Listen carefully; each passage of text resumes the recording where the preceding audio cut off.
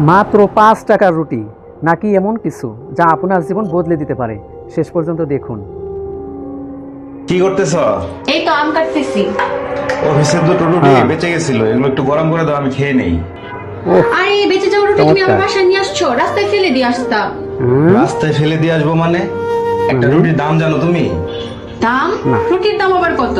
1 KG আটা ধরো 50 টাকা, আর 1 কেজি আটাতে ধরো 10টা রুটি হয়, সেই ক্ষেত্রে একটা রুটির দাম 5 টাকা। কঠিন হিসাব। এটাকে ৫ টাকা রুটি বলে তুমি অবহেলা করতেছো? এটা ৫ টাকা রুটি না, এটা হলো রিজিক।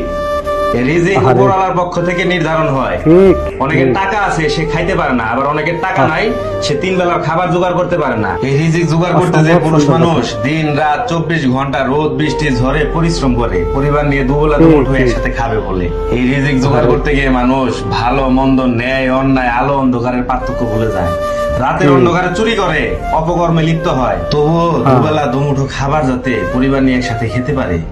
এই খাবার জোগাড় করতে গিয়ে মানুষ প্রতিদিন মালিকের ঝাড়ি, বসের দুর্ব্যবহার, কত কিছু সম্মুখীন হয়, প্রতিদিন ঠিক কত কথা। প্রতিযোগিতায় লিপ্ত হয়। আর তাই এটা 5 টাকার রুটি না, এটা হলো রিজিক। আর রিজিক ঠিক। উপরওয়ালার পক্ষ থেকে আসমানে ফয়সালা আল্লাহর হয়, তরফ থেকে তারপরে মানুষ খেতে পারে। রিজিকে না থাকলে মানুষ খেতে পারে না। এটা ফেলে দেওয়ার জিনিস না, এটা রিজিক। রিজিককে কখনো অবহেলা করতে মাশাআল্লাহ, নেই। আমার ভুল হয়েছে, চমৎকার আমি এভাবে কথা। কখনো ভেবে দেখিনি। তুমি বসো, আমি খাবার গরম করে দিচ্ছি। অসাধারণ, স্ত্রীও ভালো। কেমন লাগলো ভিডিওটি বলবেন।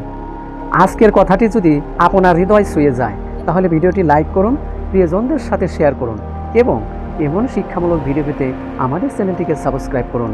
ধন্যবাদ ভিডিওটি দেখার জন্য।